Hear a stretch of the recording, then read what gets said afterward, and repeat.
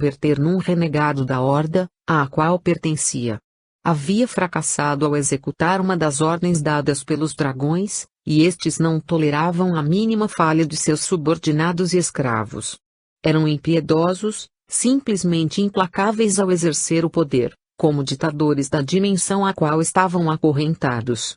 Ao aprisioná-lo, os guardiões apenas o livraram de um destino cruel, até mesmo para um chefe de legião, como aquele espectro infeliz. Aproveitariam a circunstância para extrair informações que, ele, certamente deteria, arquivadas no corpo mental. Talvez alguns pudessem recriminar tal intenção dos guardiões, mas, para eles, o destino da humanidade estava acima de qualquer interpretação filosófica ou religiosa, acima até mesmo do moralismo e do pudor que muitos representantes do Cordeiro queriam imprimir ao trabalho. Era uma questão de vida ou morte. Morte de milhares ou milhões de seres humanos e interferência na vida de outras tantas vítimas do sistema impiedoso, sintetizado na figura dos dragões. Capítulo 5, Matrix ou o poder da mídia.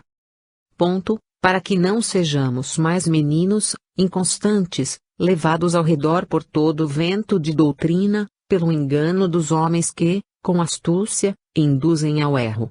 Efésios 4:14. Todas as nações foram enganadas pelas tuas feitiçarias.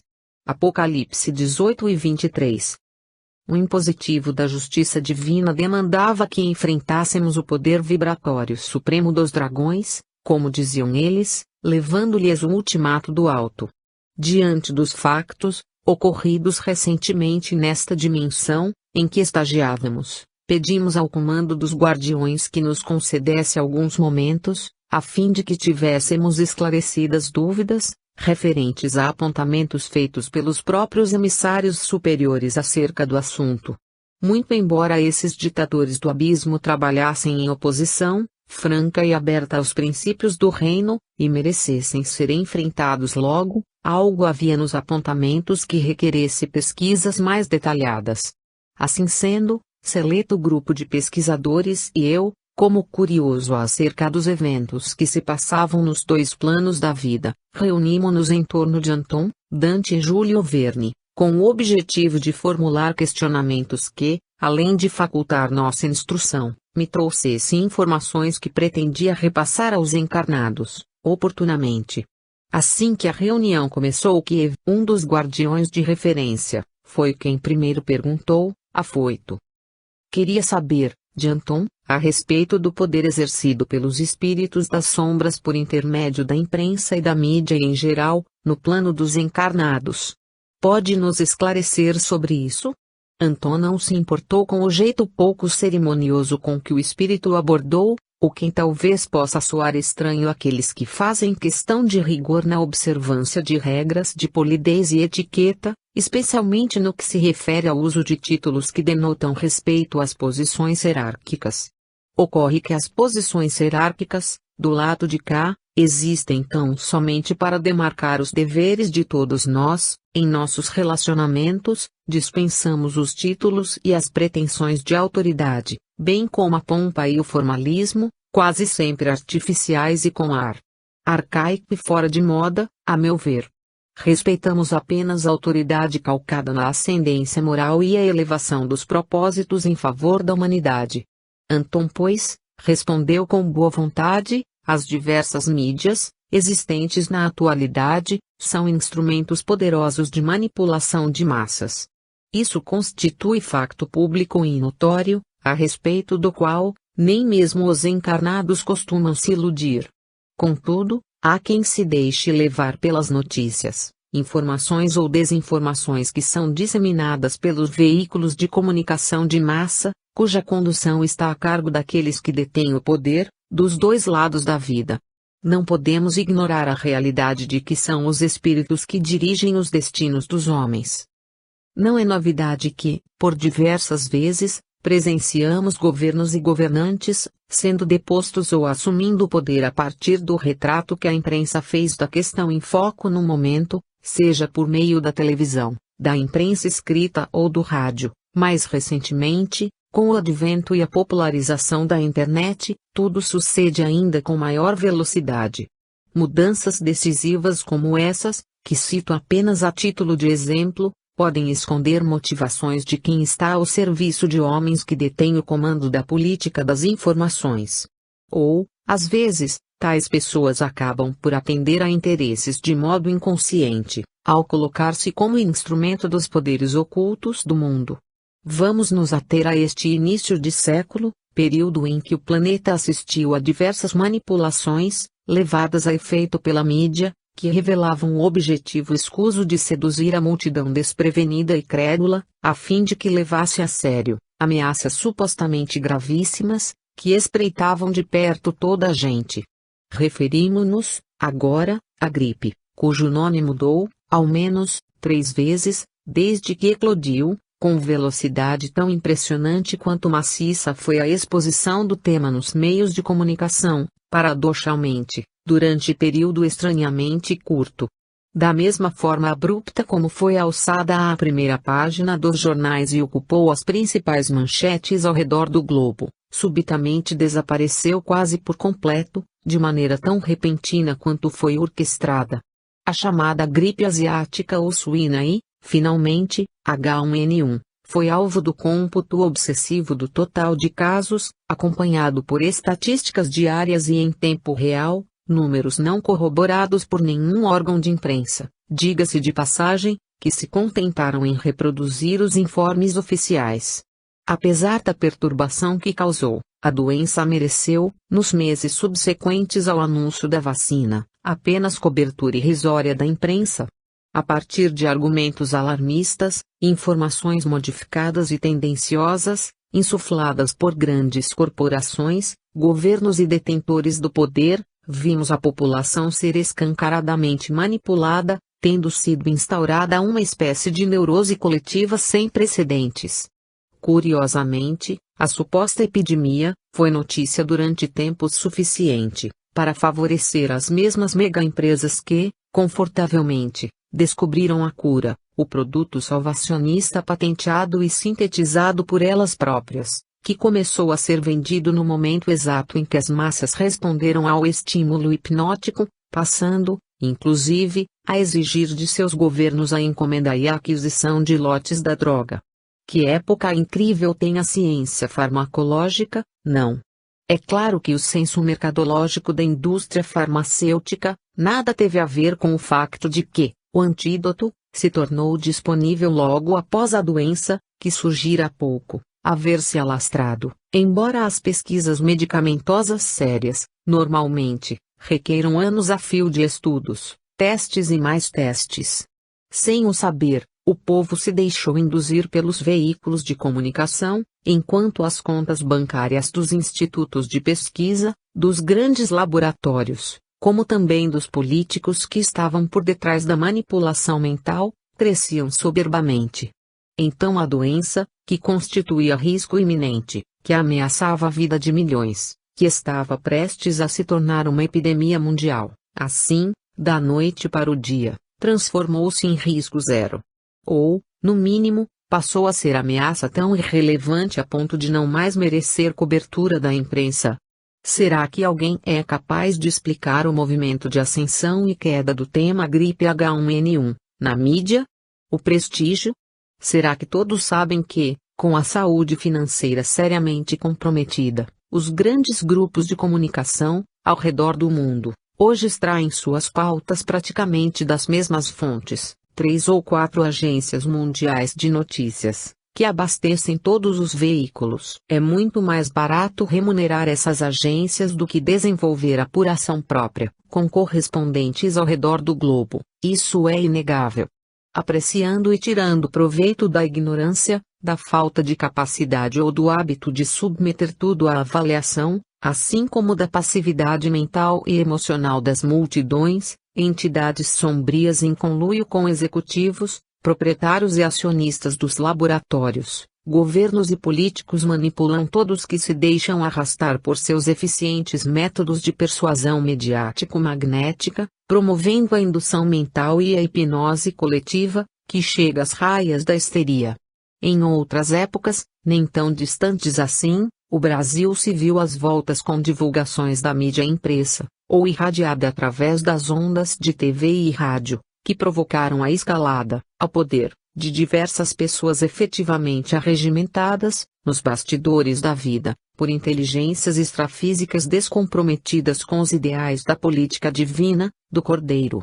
Certos governantes e personalidades em geral, que alcançam notoriedade e prestígio no conceito popular, tanto quanto aqueles que decaem e são subitamente execrados pela chamada opinião pública, constituem movimentos visivelmente oriundos da condução mental e emocional realizada pela mídia, que se traduz hoje, no plano físico, como um dos maiores centros de poder, no exercício regular da hipnose coletiva das massas.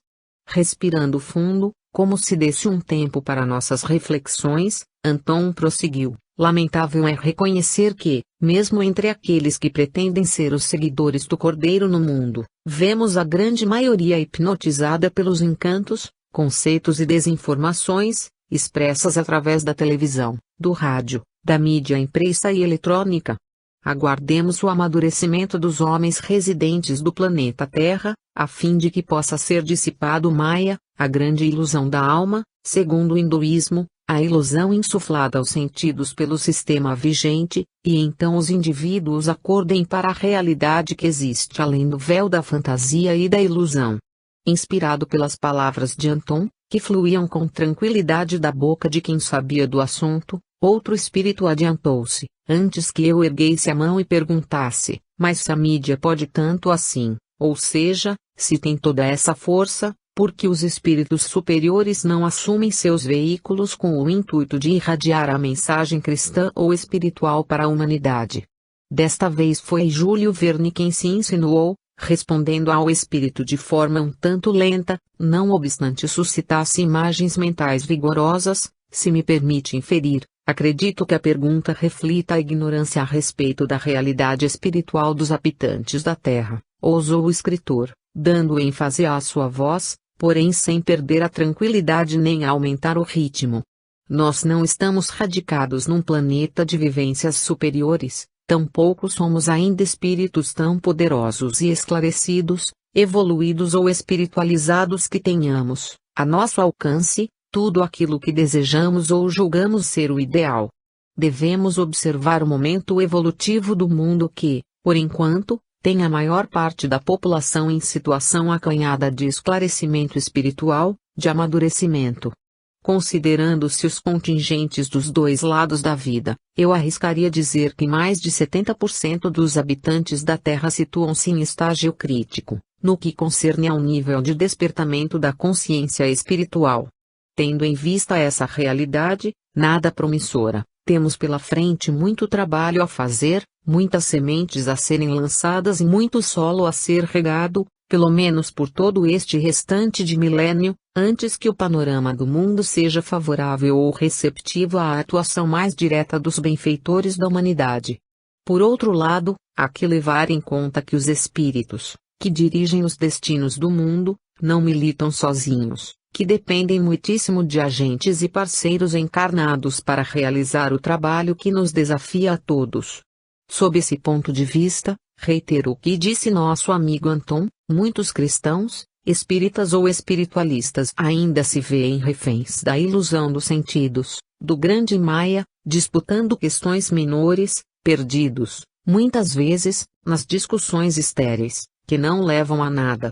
O assunto dava o que pensar, mas definitivamente não era nosso objetivo entrar nas questões que envolvem o movimento cristão e espiritualista.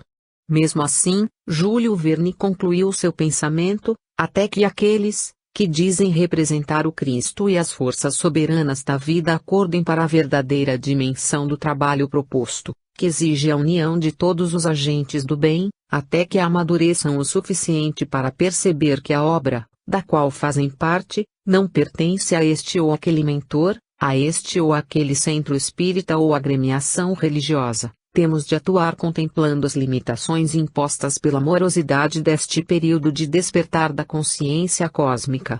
Nossos agentes, médiuns, oradores e divulgadores da mensagem de esclarecimento do Espírito Verdade, por exemplo, ainda se entretêm cultivando disputas entre si, Ao invés de unirem forças em prol de conquistas mais ambiciosas ou produtivas, que só se podem atingir somando-se esforços, dando-se as mãos, apesar das diferenças.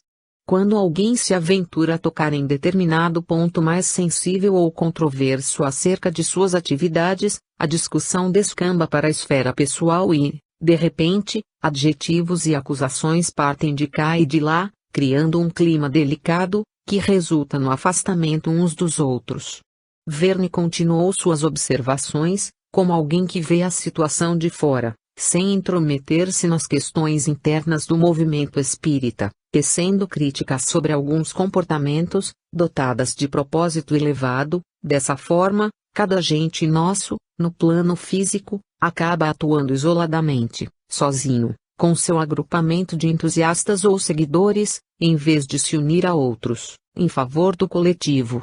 Nesse contexto, notamos que não amadureceram para ver o trabalho e a si mesmos como células de um corpo maior, ao qual todos pertencemos.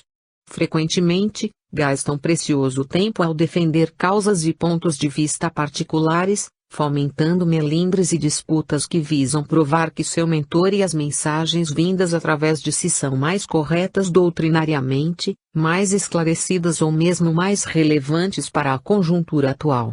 Falham ao perceber que a verdade reside na união, na soma de todos os aspectos e nuances, complementares, na realidade, que vem através de seus companheiros de ideal, e não exclusivamente a parte minúscula, quase ínfima que trazem a lume por meio de suas próprias faculdades. Concedendo uma pausa preciosa para entrarmos em sintonia com seu pensamento, devolveu-os o questionamento: então, sou eu que pergunto, como esperar interferência dos benfeitores da humanidade, em caráter mais intenso, completo, e que produza frutos mais expressivos, quando verificamos o cenário em que os cristãos se movimentam? Ao considerar a proporção dos desafios, como se queixar dos resultados, se os emissários do alto, no plano físico, se entregam ao império daquilo que se convencionou chamar de Matrix, isto é, algo similar ao Maya dos orientais. Portanto, aguardemos a maturidade e o despertar de nossos agentes, pois, pessoalmente, acredito, segundo procurei expor, que a hora da colheita ainda está relativamente distante, apesar do avançado da hora, no cômputo de tempo dos imortais. Após algum tempo de silêncio, que talvez refletisse a preocupação de muitos de nós, ouvintes da plateia, ousei romper a situação e indagar: minha dúvida refere-se ao poder das sombras sobre os meios de comunicação. Como podemos entender que estejam tão intimamente ligados entre si e aliados no objetivo de manipular a humanidade, do modo como afirmam eles próprios, os espíritos que se dizem no poder? Agora foi a vez de Dante assumir a palavra, depois de um silêncio razoavelmente longo. Aliás, ele não era de se manifestar com muita frequência, mesmo assim, falou com disposição. Eis um facto que não deveria soar estranho para os conhecedores da mensagem do Espírito Verdade, uma vez que o próprio codificador, Allan Kardec, transcreveu o significativo pensamento dos imortais, segundo o qual, na verdade, são os espíritos que dirigem os homens, e não o contrário, repetindo, ainda uma vez mais, o que disse Anton. Basta avaliar a situação espiritual dos habitantes encarnados e desencarnados do planeta para constatar que o contingente de espíritos ignorantes, com o passado complicado e adeptos de um sistema de vida oposto aos princípios do Evangelho cósmico constitui, sem sombra de dúvida, a maioria numérica nos bastidores da vida. Junte isso à informação de que são os espíritos que dirigem os homens, segundo assevera um ilustre codificador do Espiritismo, e então será forçoso deduzir que é justamente a massa de seres e inteligências sombrias que está, atualmente, a conduzir as multidões. Evidentemente, isso não invalida a verdade oposta, de que os espíritos superiores, sob o comando de seu general, agem de maneira ininterrupta em benefício da humanidade, de seu esclarecimento e amadurecimento. E não há como esquecer que Deus, ao qual chamamos de grande arquiteto, é aquele que das trevas tira a luz e da ignorância faz nascer a iluminação espiritual. Depois desse pronunciamento um tanto doutrinário, Dante prosseguiu, num tom menos sério, outro aspecto a considerar, mais da decorrência das afirmativas anteriores do que um ponto inteiramente novo, é que existem espíritos em todos os recantos do globo, em todas as dimensões do mundo e por detrás de todas as ações humanas. Na terra, nos ares, no mar e em todos os sítios da natureza, os espíritos povoam, vivem, interagem e vibram numa existência que se configura como a verdadeira civilização do planeta, embora não perceptível aos olhos mortais vulgares. Retomo agora o argumento inicial. Se, portanto, as atitudes humanas são desequilibradas, maldosas, insanas, não podemos concluir que, a inspirá-las, estejam espíritos elevados. Pelo contrário, visualizamos, na gênese dos desmandos humanos, o impulso de inteligências sombrias. Sendo assim, é natural supor que o alcance das ações humanas é diretamente proporcional à inteligência dos seres que as subsidiam, e vice-versa. Isto é, quanto mais expressivas forem as ações no mundo dos encarnados, como no caso daqueles que exercem poder temporal, maior será a capacidade das consciências que as instigam. Faz todo sentido, se estão em jogo objetivos mais abrangentes, mais amplos do que simples vinganças e perseguições pessoais, os seres atraídos não devem ser obsessores comuns de indivíduos e grupos, mas sim gozar de posição privilegiada nas dimensões sombrias. A palavra de Dante foi por demais esclarecedora, principalmente para aqueles de nós que nos encontrávamos, de certa forma, comprometidos com as ideias espíritas. Outro espírito se manifestou, logo após, pedindo consideração sobre um tópico ainda não explorado, no que concerne aos diversos programas televisivos que, nos dias de hoje, transmitem a mensagem cristã sob a ótica das igrejas evangélicas. Podemos considerar que esse tipo de divulgação é um avanço. Achei interessante a pergunta do guardião, que se expressou segundo antigas convicções pessoais. Ele estava certo, esse tipo de mídia precisa ser analisado quando falamos sobre a divulgação de ideias que visem ao progresso da humanidade. Anton tomou novamente a dianteira, respondendo com visível satisfação. É claro que podemos e devemos valorizar o pensamento veiculado de acordo com a interpretação evangélica. Entretanto, em grande parte das vezes, a mensagem difundida é de caráter consolador, enfocando questões emocionais e doutrinação religiosa. O que tem seu lado positivo, é claro, porém impede de caracterizá-la, nesses casos, como de ordem eminentemente esclarecedora, pois nem sequer tem na instrução espiritual sua principal função. Além disso, é necessário apurar a motivação daqueles que a divulgam e os meios de que se valem para tal.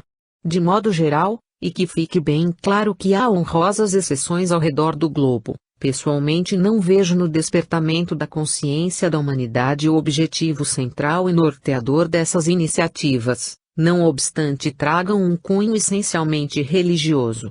Novamente foi que Evgen se adiantou aos demais, levantando a mão e interrogando os expositores do pensamento imortal, se os especialistas das sombras, que trabalham sob o comando das inteligências mais astutas, como os dragões, manipulam os meios de comunicação a partir do plano extrafísico, quando teremos uma alteração substancial nessa fonte inspiradora da mídia em geral e no quadro descrito até agora.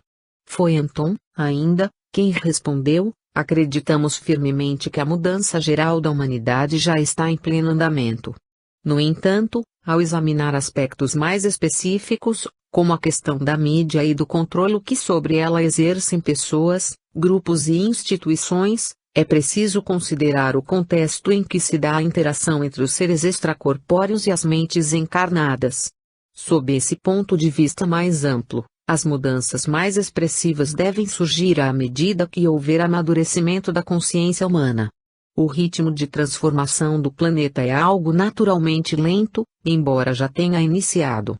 O cômputo de tempo das esferas imortais é muitíssimo diferente daquele em vigor no mundo físico. Falar de tempo linear, por si só, já se revela algo imaturo. Quando anunciamos que os tempos são chegados, quer dizer que já começou a transformação e já se notam os eventos que marcam o início de uma era nova. Significa também o aparecimento de uma consciência nova para a humanidade e o despertar da cidadania universal.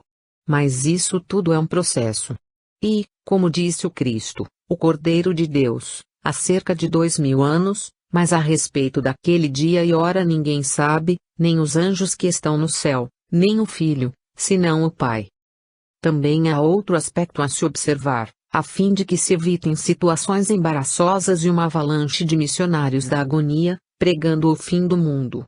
Na ocasião em que o Cristo anunciou, no chamado Sermão Profético 6, os eventos aos quais deu o nome de fim dos tempos ou tempo do fim, ele foi muito claro ao afirmar que, os sinais que apontavam, diziam respeito apenas ao princípio das dores, e não ao fim do mundo. Portanto, seria muito prudente se os cristãos modernos, os espíritas e espiritualistas de toda sorte, não colocassem na boca dos emissários do alto palavras que não foram ditas.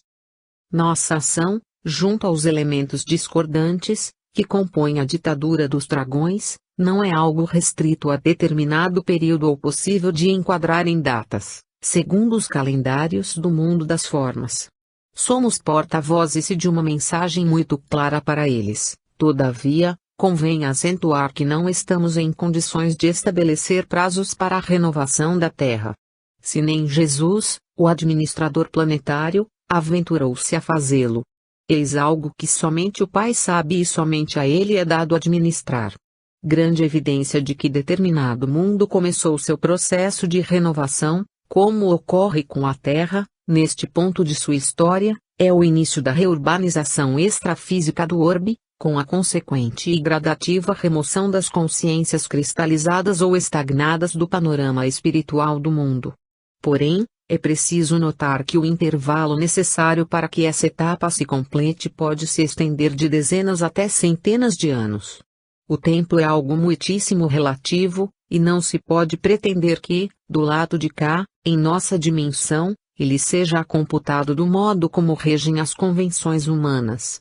Assim sendo, esperemos uma fase elástica de restabelecimento dos alicerces da civilização, um período dilatado, em que devemos todos nos unir para reconstruir o planeta que ajudamos a degradar, ao longo dos séculos. Tenhamos a certeza de que será duradouro, este momento de muito trabalho, antes que o dia amanheça e o mundo possa ser considerado renovado. Até lá, temos de esvaziar os umbrais, reformar as paisagens da dimensão extrafísica, modificar a essência das relações sociais, promover sérias reflexões nos centros de irradiação do pensamento progressista, mudar nossa maneira de ver e agir nos meios onde o Evangelho pretende ser seguido, enfim, é enorme a luta pela frente. Enquanto o governo oculto do mundo esvazia os redutos de sofrimento, desmantela as hordas de espíritos criminosos que agem no submundo, os próprios dragões são levados a analisar seu regime de governo e sua política. Não obstante todo esse processo, antes que venha o fim propriamente dito, segundo consta nos arquivos da espiritualidade, convém que os dragões sejam soltos por um pouco de tempo, lançou-o no abismo, e ali o encerrou, e selou sobre ele, para que não enganasse mais as nações, até que os 1000 anos se completassem. Depois disto é necessário que seja solto, por um pouco de tempo. Isso nos faz pensar num conflito de grandes proporções. Conflito de ideias, embates econômicos, crises políticas e sociais que fermentarão a massa da população extrafísica e de encarnados com vistas a promover o amadurecimento do trigo para a época da colheita. Temos a palavra do Cordeiro, que nos advertiu sobre tudo isso ser apenas o princípio, e não o fim do processo seletivo. Diante das palavras de Anton, não havia como duvidar das mudanças que estão em andamento no planeta, no entanto, algo mais precisava ser esclarecido, conforme a pergunta que se seguiu, de um dos espíritos presentes: podemos esperar alguma interferência nesse sistema de poder, que controla os meios de comunicação, ou indefinidamente teremos seres mal-intencionados dominando esse importante aspecto da vida terrena? Nossa presença na dimensão em que se localizam os dragões, principiou Anton, já representa uma interferência no sistema de poder das inteligências extracorpóreas que pretendem controlar o mundo ou a mídia em particular. Não podemos esquecer que, neste momento histórico, o próprio planeta está entrando numa fase geológica de atividades incomuns, consequência de transformações em sua estrutura magnética. Campos de força da Terra experimentam intensa mudança, indicando que a própria natureza do mundo adentra a etapa de expurgo das consciências que se têm comportado como ervas daninhas, no que concerne à evolução do orbe. Algo está ocorrendo, não somente na esfera extrafísica, como também no âmago do globo. Esses eventos, se naturalmente compreendidos, detêm um significado, que as inteligências extracorpóreas que não apresentam sintonia com o novo momento no qual ingressa a humanidade, serão expurgadas e o processo já se iniciou, embora os habitantes da dimensão física não estejam se apercebendo dessas ocorrências no campo vibratório espiritual do orbe. Portanto, o domínio das inteligências sombrias está apenas por um fio, diante das drásticas modificações em andamento, patrocinadas pelo Espírito Verdade e seus prepostos. O divino comandante das hostes celestes, Jesus, está a postos, porém, segundo a política divina, a forma de agir não é nem de longe semelhante à da oposição. Trabalhamos, levando em conta a qualidade, e não a quantidade. Outro espírito pareceu se inspirar na pergunta que provocou as reflexões de Anton e, demonstrando nítido interesse pelo tema, bem como em auxiliar no processo de transição, indagou: que se pode fazer, da parte dos encarnados que representam a política divina, para reverter esse processo de domínio dos meios de comunicação e conquistar um lugar na mídia de forma efetiva e mais ativa. Anton, que se sentia inspirado pela pergunta anterior, resumiu sua fala, emendando o seguinte raciocínio: naturalmente, algumas coisas não estão sujeitas à decisão dos encarnados e se passam do lado de cá, nos bastidores da vida, por intervenção direta dos prepostos de Jesus. No entanto, necessitamos de apoio em nossas ações a fim de executá-las em sintonia, os desencarnados e encarnados, de maneira a estabelecer a política do reino no mundo físico. Antes de mais nada, acredito que os seguidores do Cristo, na Terra, deveriam abolir as barreiras do preconceito religioso, do sectarismo, atuando em conjunto por um mundo melhor.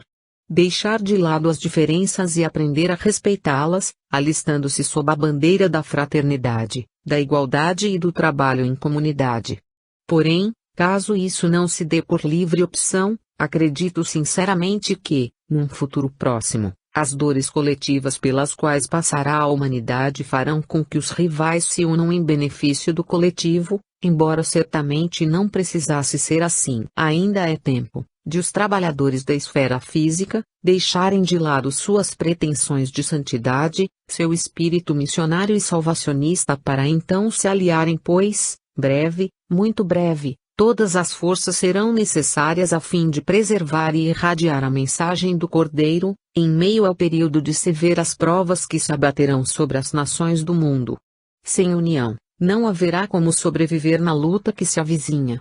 Direcionando o foco da atenção para o centro do poder, entre os ditadores do abismo, outro espírito, após o longo silêncio que se seguiu à fala de Anton, tomou a palavra para perguntar: será que o representante do poder, entre os dragões, exímio especialista na comunicação, tem ao seu dispor todo o arsenal de poder e os especialistas que alegam hoje servi-los, tanto nesta dimensão quanto entre os encarnados?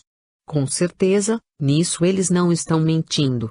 O Comando Central dos Guardiões já detectou diversos pontos de convergência no mundo, onde seres e recursos, que servem aos espíritos da oposição, estão reunindo forças, como ponto de apoio para suas investidas contra a civilização e o progresso do mundo. Mas, mesmo diante de todo o arsenal representado, inclusive, pelos avanços tecnológicos que emergem neste início de século, muitos dos quais têm sido postos ao serviço das inteligências sombrias, não podemos esquecer que o direcionamento espiritual do planeta está sob o patrocínio do Cristo. Outro espírito, especialista em biologia e isobiologia, perguntou: visivelmente interessado no seu campo de pesquisa, minha pergunta é diretamente relacionada aos dragões. Queria saber se hoje, isto é, no século XX, ainda haverá condições de os seres, que se intitulam dragões, reencarnarem no planeta Terra, ou definitivamente não haverá mais oportunidades para eles. Sinceramente, meu caro, voltou a falar Anton, diante das graves mudanças que têm ocorrido no ambiente extrafísico, oriundas principalmente do processo de reurbanização em andamento, bem como da urgência da mensagem que levamos a esses seres nas dimensões mais sombrias da erraticidade, é forçoso concluir que não há mais tempo para reencarnarem, através das mães da Terra. Chegou a hora do juízo, e não há mais lugar para a reencarnação dos dragões. O momento é de organizar a vida planetária, tanto de um quanto do outro lado da vida, a fim de preparar a humanidade para as transformações correntes, e que em breve serão mais rigorosas. Esses seres hediondos, agora, devem tão somente esperar pela justiça divina, que os desalojará do seio do orbe e os localizará em mundos compatíveis com seu estado íntimo e evolutivo. O momento da misericórdia já passou para esses seres, que logo deverão enfrentar os tribunais da justiça soberana, os quais definem, segundo as leis cósmicas, a cada um segundo suas obras. Não adianta mascarar a situação dos dragões e de seus mais diletos representantes, eles mesmos já sabem, ainda que por intuição, que não mais lhes resta oportunidade no planeta Terra, conforme está dito no livro, considerado sagrado, pelos cristãos, pelo que alegrai-vos, ó céus, e vós que neles habitais. Ai dos que habitam na terra e no mar, porque o diabo desceu a vós, e tem grande ira, sabendo que pouco tempo lhe resta. Como podemos ver a situação das pessoas, no século atual, diante dos avanços da tecnologia? Preocupo-me sobretudo no que se refere à internet e às possibilidades que ela coloca à disposição. Quais são os possíveis transtornos causados pelo mau uso da internet? Existe um perigo real rondando aqueles que se entregam ao seu uso indiscriminado? Anton, respirando fundo, como a escolher as palavras certas para a resposta que pretendia dar, olhou-nos com visível preocupação quanto ao alcance da pergunta. Na atualidade, levando-se em consideração o sistema, no qual se baseia a civilização, as comunidades espalhadas em todo o globo dependem de tecnologias de ponta, dos avanços da telemática e das técnicas mais modernas de comunicação para sustentar sua infraestrutura. Desde o tráfego de aeronaves ao arsenal de computadores, que mantém o sistema bancário e financeiro operando, passando pela administração dos países e da vida de bilhões de cidadãos, praticamente nada, hoje, funcionaria sem o uso de tais ferramentas. Há inúmeros exemplos, os sistemas que controlam a qualidade do meio ambiente, os hospitais e suas redes críticas, muitíssimos, outros setores da vida civilizada, não podem prescindir do esquema avançado da tecnologia, particularmente da internet. No outro âmbito, as pesquisas científicas mais minuciosas estão totalmente dependentes da técnica desenvolvida, especialmente depois da segunda metade do século XX. Notamos acentuada evolução nos sistemas informáticos, os quais proporcionaram o advento da informação, do controle rigoroso, do processamento de dados em larga escala, e ao desenvolvimento de novas tecnologias que possibilitam o estilo de vida contemporâneo. Desse modo, as relações humanas globalizaram-se, internacionalizaram-se a tal ponto, que se torna impossível imaginar, no atual estágio da humanidade, uma forma de se viver sem o uso da internet e da informática, que a cada dia dá passos mais avançados em torno de novas e diversificadas descobertas.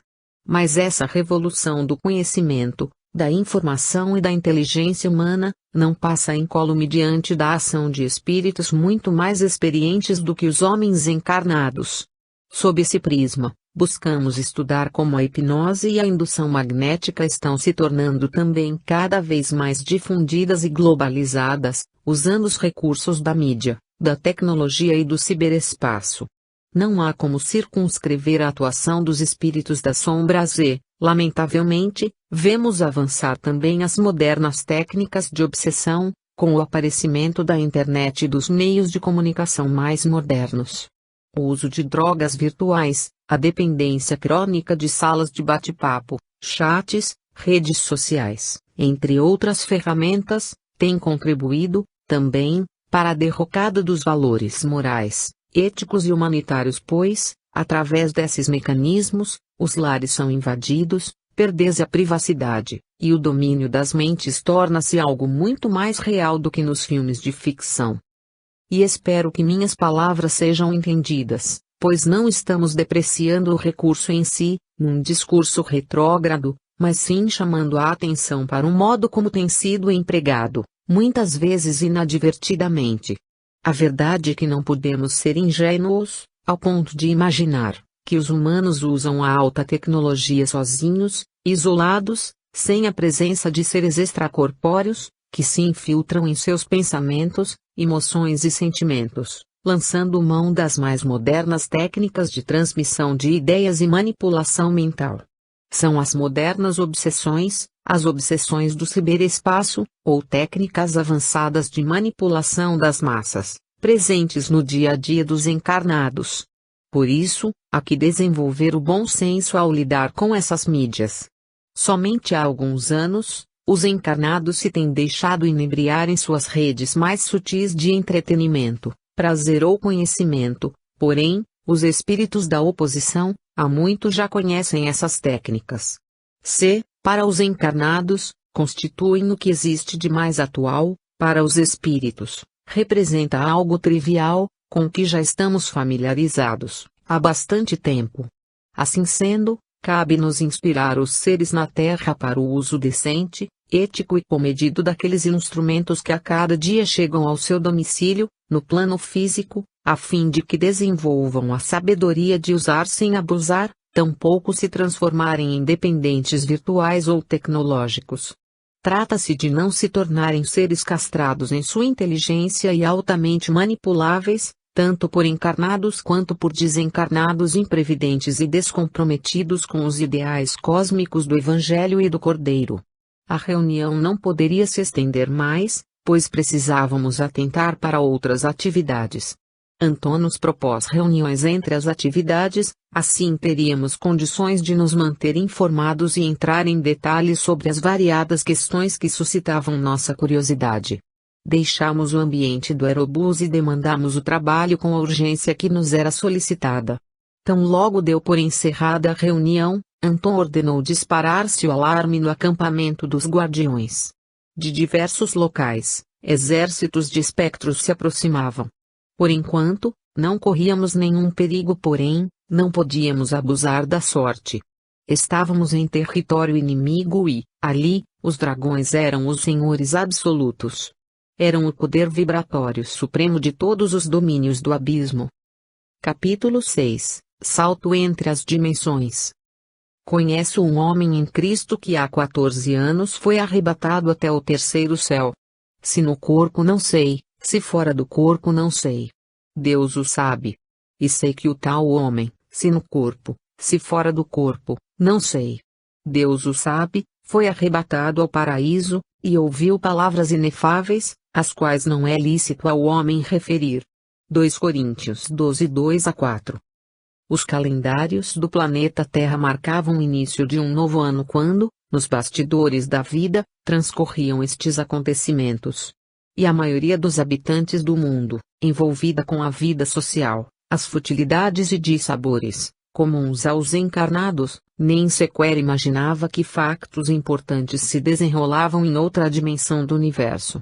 Acontecimentos que representavam muito para o destino da quase totalidade dos espíritos, cujas vidas estavam ligadas à evolução do planeta Terra.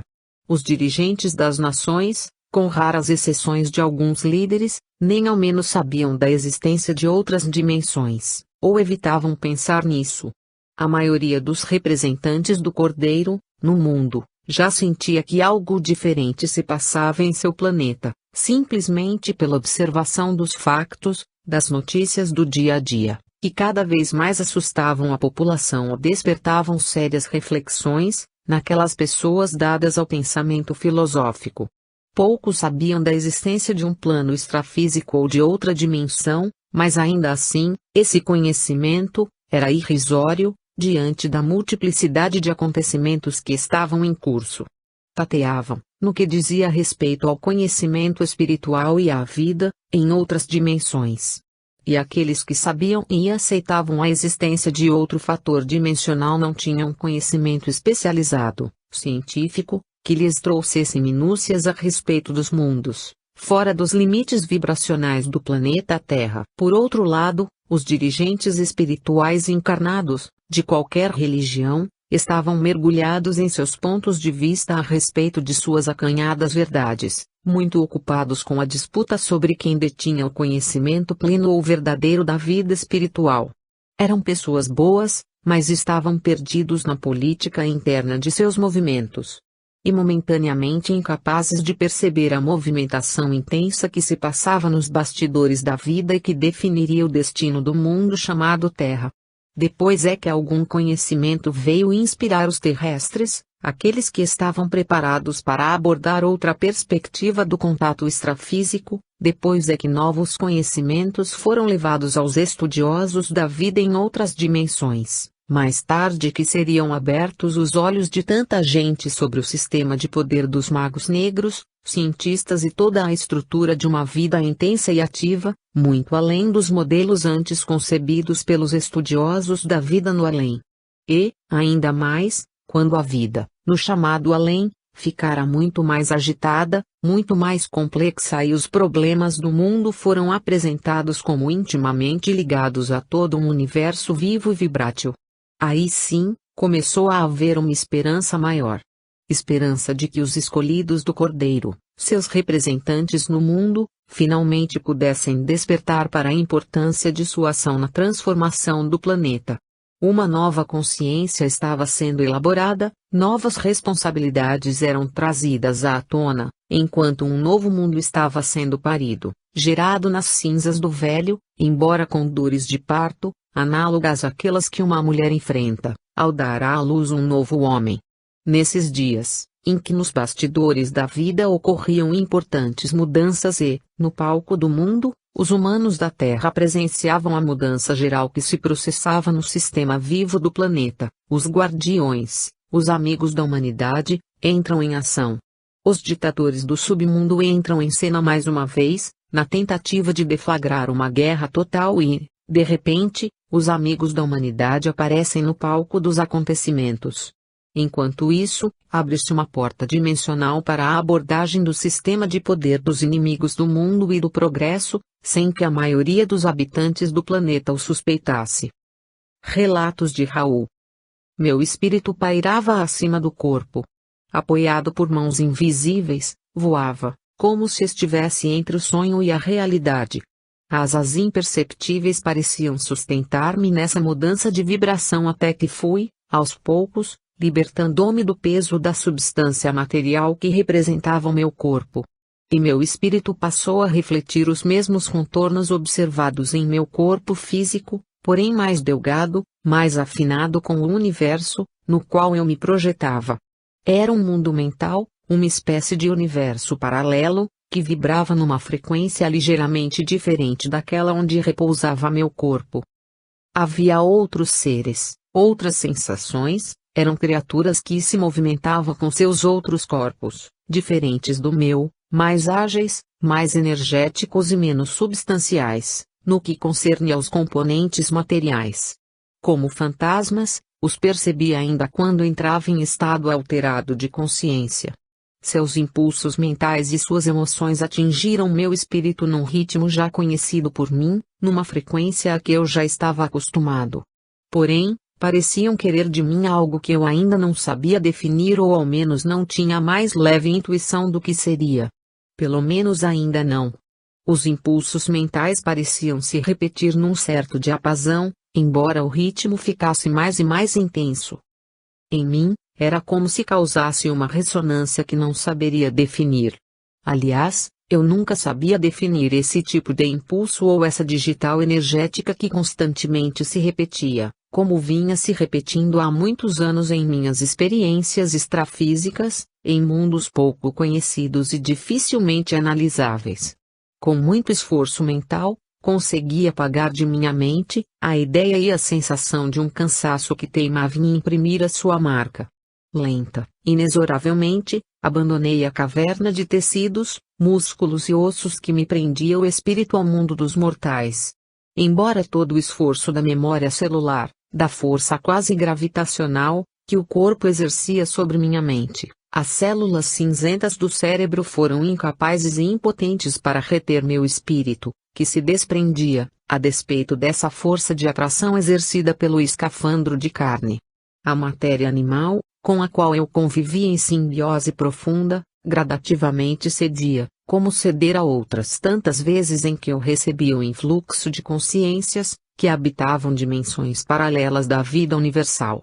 O cérebro manteve os processos químicos e elétricos necessários para sustentar a vida orgânica ativa com uma cota mínima de vitalidade, os sulcos cerebrais que coordenavam a estrutura animal do meu corpo físico emitiram impulsos elétricos, acionando o sistema nervoso, que passou a funcionar em regime de urgência para a manutenção da fisiologia do corpo.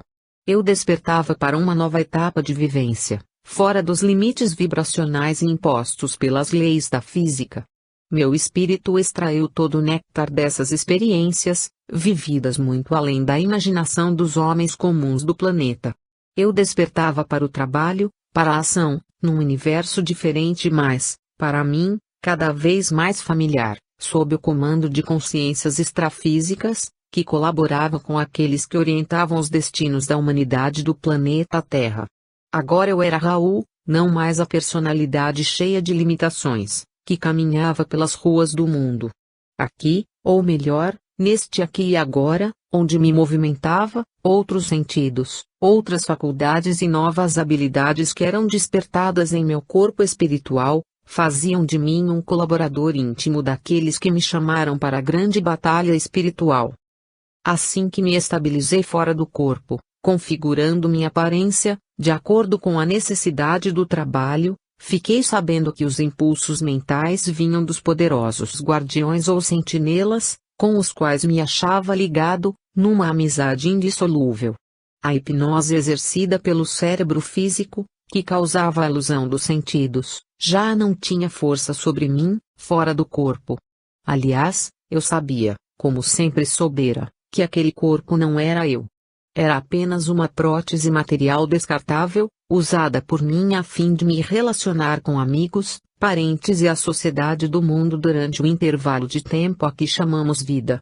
Os impulsos mentais vinham cada vez mais intensos e traziam informações cujos inúmeros detalhes antes, dentro do corpo físico, eu não teria condições de perceber ou apreender em suas minúcias e complexidades.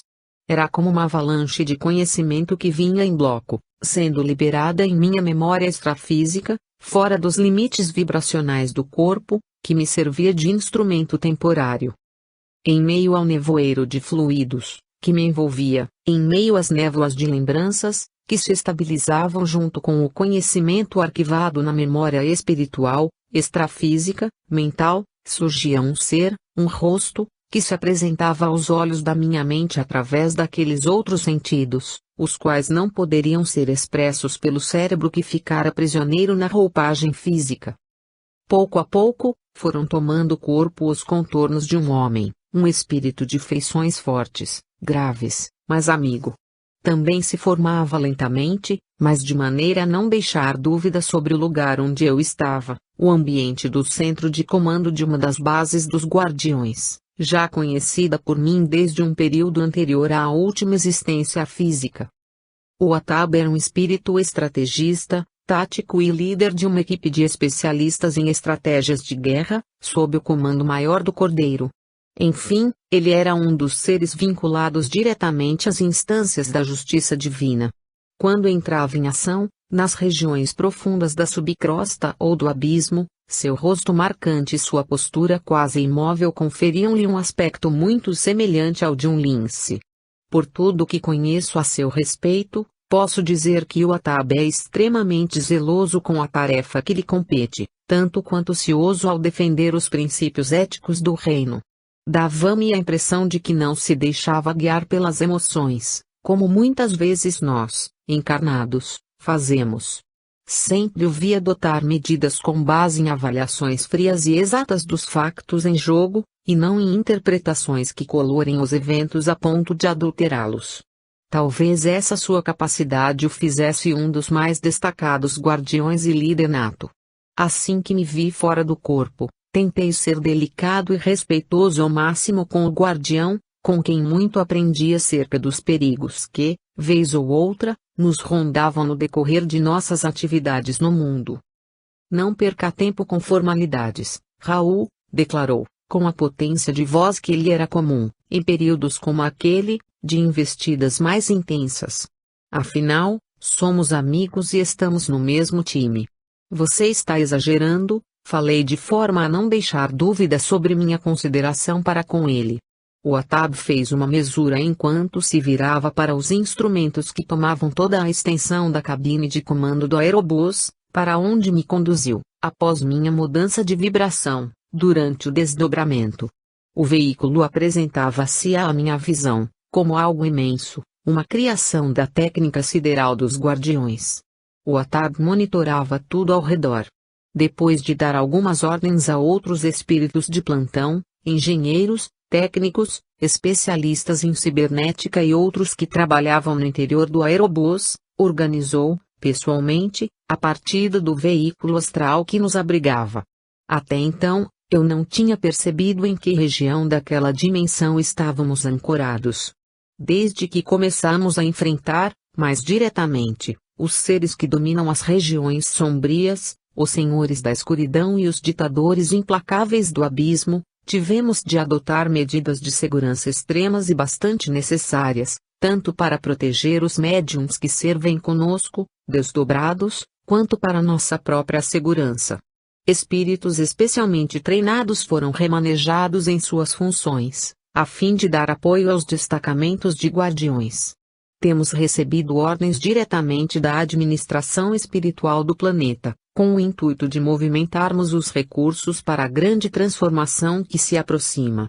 O Atab parecia ter a mente ligada por fios invisíveis a dos outros guardiões, pois aparentavam quase transe ao pronunciar aquelas palavras.